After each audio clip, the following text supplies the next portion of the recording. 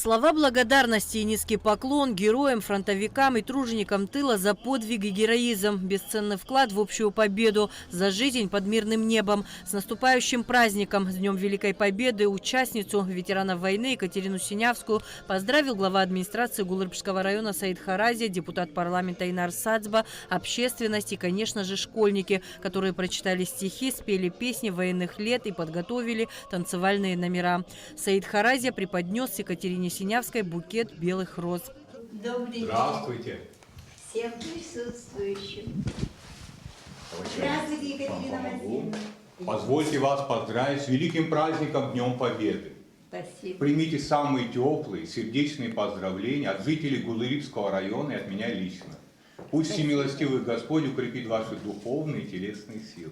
Крепкого вам здоровья, счастья, любви близких и родных детей. Спасибо большое. С Днем Победы. Благодарим вас за победу. Спасибо большое. Это я не только на себя. Примите еще от нас.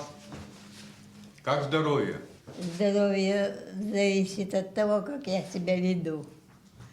Я теперь не своему организму подсказываю, а мне мой организм подсказывает, что надо делать, чтобы мирно жить как-то. Вот так. Ведь мне уже 100 лет, столько лет люди не живут даже в тех условиях, которые специально создаются.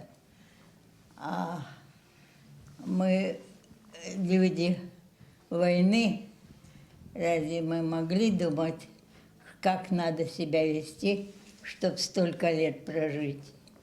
Жили по совести, чтобы было не только тебе хорошо, а и окружающим тебя и стране тоже. До недавнего времени в Гулырбском районе проживали 15 ветеранов Великой Отечественной войны. Сегодня их осталось всего 2.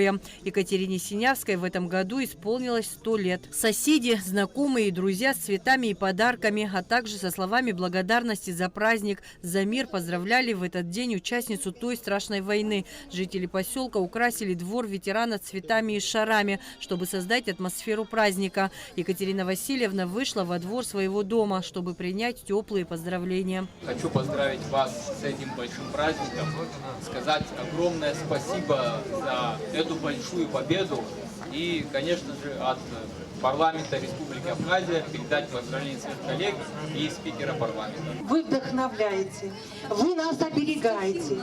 Чем дольше вы рядом с нами, тем спокойнее нам.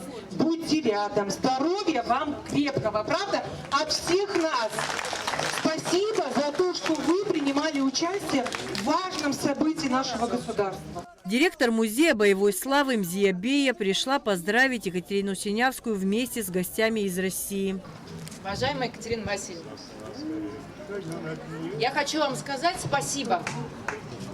Спасибо за то, что дали возможность дышать, возможность жить, возможность находиться с вами рядом. Пожалуйста, оставайтесь с нами как можно дольше. В этот же день глава администрации Гулырбшского района Саид Харази с депутатами района отправился в Мархеул, чтобы поздравить еще одного ветерана Ардаваса Селивяна. От лица депутатов хотим поздравить весь народ Абхазии с великим праздником и поблагодарить ветеранов за их мужество, смелость, отвагу, за их патриотизм, за то, что они отстояли победу и правоту над нацистами и фашистами. Депутаты районного собрания и школьники пришли в гости к ветерану с цветами и подарками. Дети прочитали стихи и поблагодарили за победу.